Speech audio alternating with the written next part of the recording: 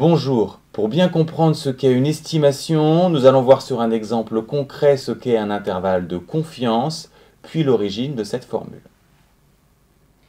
Dans une ville de 15 000 habitants, vous faites un sondage pour le maire et sur 200 personnes sondées, vous constatez que 55% ont l'intention de lui donner leur voix. Pouvez-vous lui annoncer qu'il est presque sûr d'être réélu?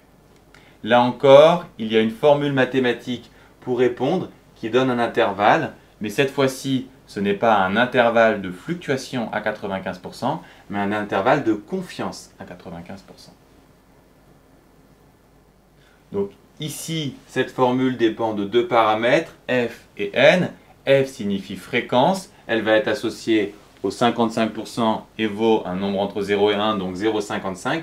Et n est associé à un effectif, mais attention, ce n'est pas 15 000, c'est le nombre de personnes sondées. De façon générale, c'est la taille de l'échantillon, donc les paramètres sont les suivants. Pour appliquer cette formule, il faut vérifier les conditions de Moivre-Laplace.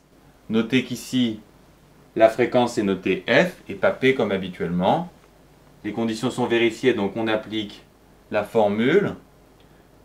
Celle-ci signifie que le maire a 95% de chance d'avoir un score compris entre 47,9 et 62,1.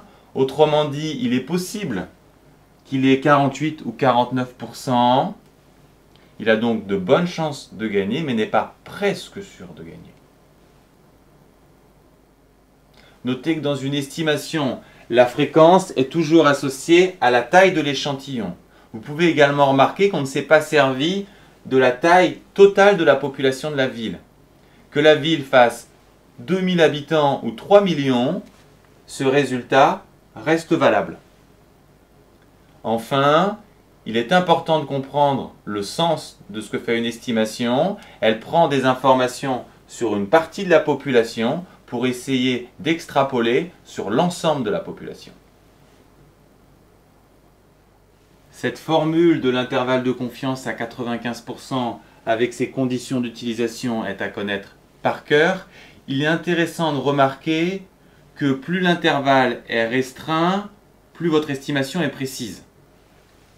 Et il est très facile de trouver la largeur de l'intervalle. En effet, on s'écarte de 1 sur racine de n, plus 1 sur racine de n ou moins 1 sur racine de n de notre valeur f. Donc la largeur de l'intervalle vaut 2 sur racine de n. Cette formule qui vous donne la précision de votre sondage ou de votre estimation est à connaître par cœur, car on vous demande très souvent quel nombre de personnes il faut interroger pour avoir une précision donnée. Par exemple, dans le sondage précédent, on avait une précision d'environ 15%. Si le maire vous demande d'avoir un sondage avec une précision de 2%, il faudra que 2 sur racine de n fasse 2%, autrement dit 0,02. Et cette équation est très simple à résoudre, ce qui nous donne un nombre de personnes interrogées égal à 10 000. Maintenant, si vous voulez comprendre d'où vient cette formule de l'intervalle de confiance, suivez la fin de cette vidéo, sinon passez directement à la suivante qui vous permet de savoir quand il faut appliquer cette formule et quand il faut appliquer celle de l'intervalle de fluctuation. Nous avons vu qu'une estimation consiste à déterminer un pourcentage sur la population totale ou sur un tout à partir d'une partie sur laquelle on connaît l'effectif et la fréquence. Il est important de comprendre que c'est le problème inverse de l'intervalle de fluctuation. En effet, dans un intervalle de fluctuation, on connaît les informations sur le tout et on cherche des informations sur la partie. Dans notre problème sur les pizzas au jambon, on savait que globalement, 40% des pizzas étaient au jambon et on cherchait l'information pour un jour donné. Nous avions déterminé cette formule et pour schématiser la situation, on va noter F1 cette borne et F2 celle-ci. Dans le problème de l'intervalle de fluctuation, on se demande comment f fluctue autour de p. Autrement dit, de combien f peut s'écarter de p. On sait, d'après nos calculs, que f a 95% de chance de se situer entre f1 et f2. Il faut également remarquer que p est au milieu de l'intervalle de fluctuation. Autrement dit, l'écart entre p et f doit être inférieur à l'écart entre P et F2, inférieur à cette distance, autrement dit, cette formule. Et si on remarque que F2, c'est cette expression, si on enlève P, on a tout simplement cette expression. Pour l'estimation, on est face au problème inverse, on connaît F et on se demande de combien peut s'écarter P de F, autrement dit quel est l'écart maximum entre P et F, et cet écart maximum, on vient de le trouver avec l'intervalle de fluctuation.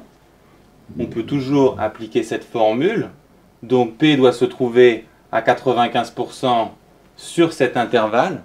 Seul problème, cet écart est exprimé en fonction de P qu'on ne connaît pas. Pour éliminer P de cette expression, on va chercher un maximum pour racine de P 1 moins P. L'inconvénient, c'est qu'on va perdre en précision, mais l'avantage, c'est qu'on aura une réponse.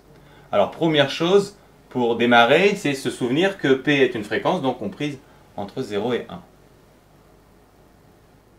Pour trouver le maximum de cette expression, on va s'intéresser à x1 moins x, toujours sur 0, 1. Pour trouver un maximum, on va chercher à faire le tableau de variation, et donc on fait la dérivée. Et quand on dérive, c'est plus intéressant d'avoir une forme développée. Puis on dérive, on obtient 1 moins 2x. La dérivée est positive sur les x inférieurs à 1,5, d'où le tableau de variation suivante. La fonction grimpe sur cet intervalle, puis descend. Le maximum est donc atteint en 1,5. Il vaut 1/4. Et donc, x fois 1 moins x est toujours inférieur à 1/4, son maximum.